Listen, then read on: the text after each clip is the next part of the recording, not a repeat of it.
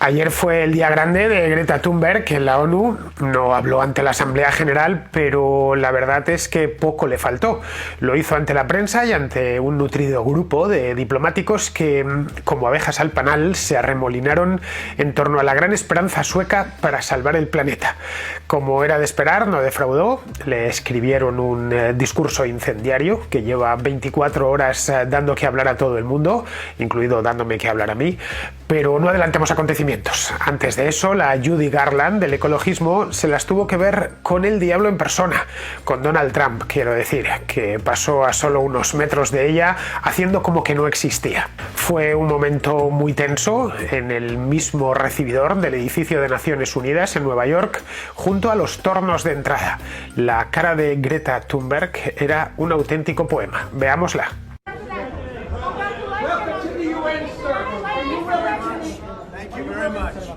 Como había más de una cámara, bueno, y más de 10, tenemos otros planos en los que se puede ver este momento histórico en el que Dios se encuentra con el diablo.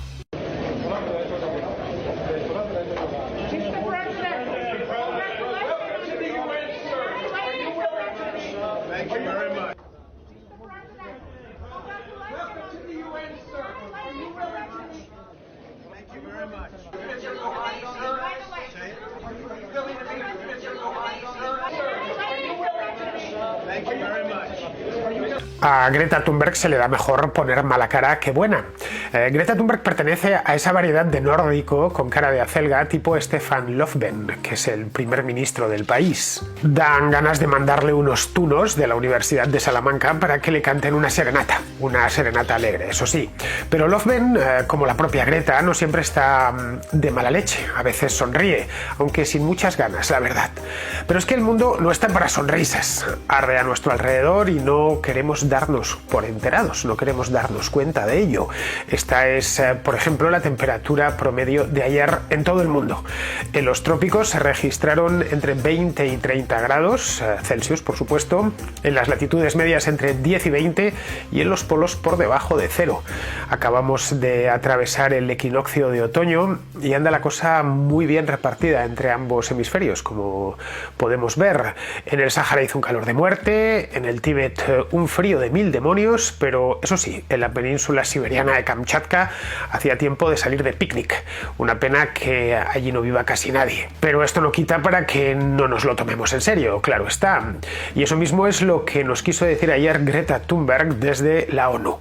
Puso la peor de sus caras, que es la que suele llevar de serie, es decir, la de acelga, y se dirigió a la ciudad y al mundo, urbi et orbe, en estos términos. Your empty words, and yet I'm one of the lucky ones. People are suffering, people are dying, entire ecosystems are collapsing. We are in the beginning of a mass extinction, and all you can talk about is money and fairy tales of eternal economic growth. How dare you!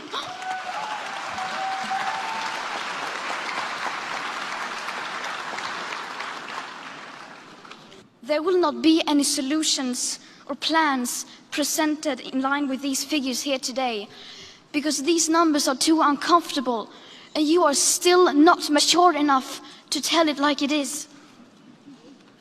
You are failing us, but the young people are starting to understand your betrayal. The eyes of all future generations are upon you. And if you choose to fail us, I say we will never forgive you.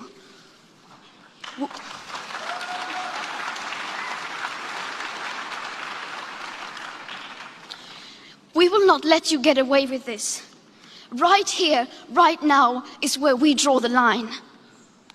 The world is waking up, and change is coming whether you like it or not.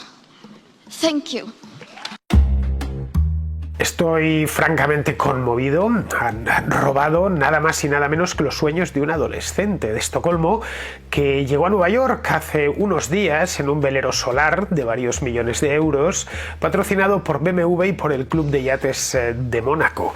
Y ahí los tenemos tan tranquilos, como si no pasase nada, como si no le hubiesen hecho nada. Pero, y esta es la pregunta del millón, ya sabemos que le han arruinado la infancia. La pregunta, por lo tanto, es cómo lo han hecho. ¿Cómo han desposeído a Greta de sus sueños? Pues simple, con palabras vacías, ya lo dice ella. A ver, Greta, y esto ya se lo digo directamente, sé que no habla español y probablemente no lo aprenda nunca, pero quizá alguien, algún alma caritativa, se lo traduzca. A ver, Greta, hazte cargo, son políticos, que es seguramente lo que serás tú misma de mayor. El de las palabras vacías es su idioma, tú de hecho llegarás a emplearlo con bastante soltura, así que es hora de que te vayas acostumbrando, porque en lo sucesivo oirás mucho estas palabras e incluso, como ya te he dicho, las emplearás. Los políticos son en buena medida como los Reyes Magos. Les envías la carta con toda la ilusión del mundo, con lo que quieres, y luego ellos te traen lo que les viene en gana. Pero claro, cuando te los encuentras en el Corte Inglés, el día 27 de diciembre, sentados en su trono, con su capa de armiño y sus pajes, todos son sonrisas y buenas palabras. Pero vayamos a la parte mollar del mensaje. No nos distraigamos. People are suffering. People are dying. Entire ecosystems are collapsing. We are in the beginning of a mass extinction, and all you can talk about is money and fairy tales of eternal economic growth.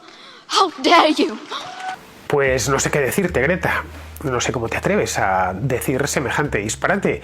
Somos más que nunca, unos 7.700 millones de personas en todo el mundo. Se conoce que no nos morimos a la velocidad adecuada ni en la cantidad adecuada. Luego sucede que vivimos más que nunca. La esperanza de vida media en el mundo es de 71 años, en tu país concretamente de 82 años. Hace solo 100 años, en 1919, la esperanza de vida en Suecia era de 56 años, es decir, más o menos la edad, un poquito más de la edad que tiene tu padre y tu madre.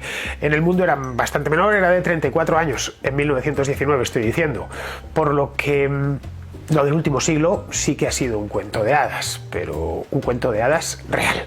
La esperanza de vida se ha duplicado a nivel mundial y en lugares como Suecia se ha incrementado en nada más y nada menos que 26 años. Estos son los datos que nos deberían interesar, Greta.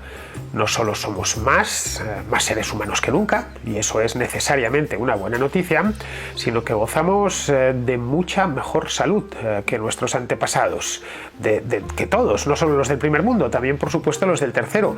En el último siglo se han reducido dramáticamente la mortalidad infantil, la mortalidad materna y la mortalidad provocada por los 4 jinetes del apocalipsis, que no son los que nos imaginamos en este aspecto, quiero decir, son el sarampión, la malaria, las enfermedades respiratorias y las diarreicas. El 5.º jinete, que sería el de la viruela, pues quedó ya felizmente extinguido, eso sí que ha sido una extinción masiva y muy afortunada, hace ya más de 40 años. Bien, con un milagro semejante hay que quitarse el sombrero, y este milagro solo se ha podido producir gracias al crecimiento económico y a ninguna otra cosa más.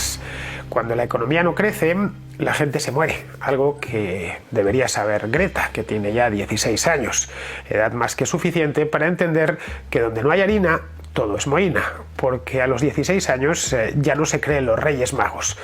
Evidentemente, y no me malinterpretéis, tenemos que cuidar el medio ambiente y tenemos que proteger la vida salvaje, pero es el crecimiento económico lo que permite que nos dediquemos a ello. Ya sabéis, eso de primum vivere de inde philosophari, esto de primero vivir, después filosofar.